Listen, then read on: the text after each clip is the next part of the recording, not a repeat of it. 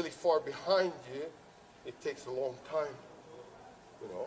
And a lot of times what you see then is when the ball is at the high point, the thrower is also at the high point.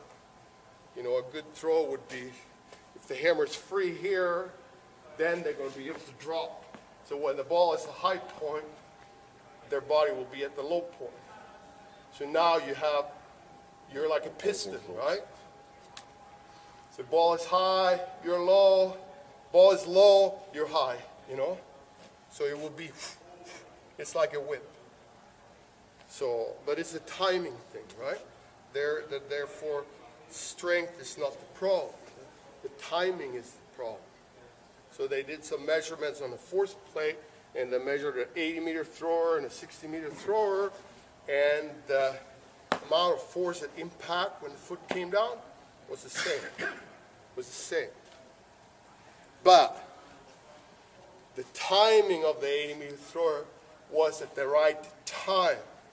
So when he applied force, the hammer was in the right position.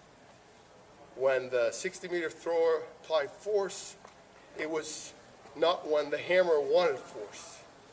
So, you know, so it's more of a, you know, you're going to be very strong when the hammer starts to move up. You're going to be very strong because the hammer is already moving in your direction. So of course you can speed it up. It's like if you're pushing a car up a hill, you know, because it's ran out of gas, I'm going to be able to push it really hard when it's up, and then I can carry the momentum up the hill. But if I start pushing it when it's up on its way up the hill, you know, so you want to use your strength, you know, so then striking the ball when it's going through the low point, that's when you need to move away from the ball. Striking the ball when the ball is moving down, you're just going to push you over to the left, to the right side. So it's a timing thing. That's why it's like this pendulum. It's a feel of a rhythm, you know. You always hear people say, it's like this. So therefore, throwing a lot, you know, if you're a javelin thrower, you know, you can throw. If you're a hammer thrower, you throw the same in one day as a javelin thrower throws in a week, because the throw is the key, right? So, like, you know, that's kind of how we look at the technique. So, accelerate with the right side when the ball is on the right, accelerate with the left side when the ball is on the left.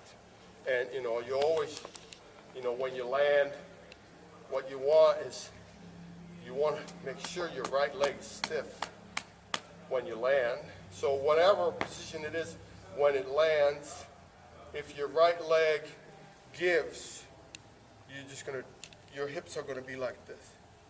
So when you land, your hips are square. Now you need to keep them square. So what I always tell people is, if I'm looking from the side, I can see that when their foot comes down, if I see their knee come forward, that's like pulling in the clutch, right? But now all of a sudden you're giving to the ball. So when the knee comes down, it needs to be strong, because then you're stopping the hammer from going that way. And then the hammer is going to sling. And when the hammer slings, I can go strong. So the worst thing I can see is right leg, when the foot comes down, right leg bends, right hip drops, hammer comes over here, left hip moves out of the way. So you're kind of moving the hammer around the right hip rather than around the left hip.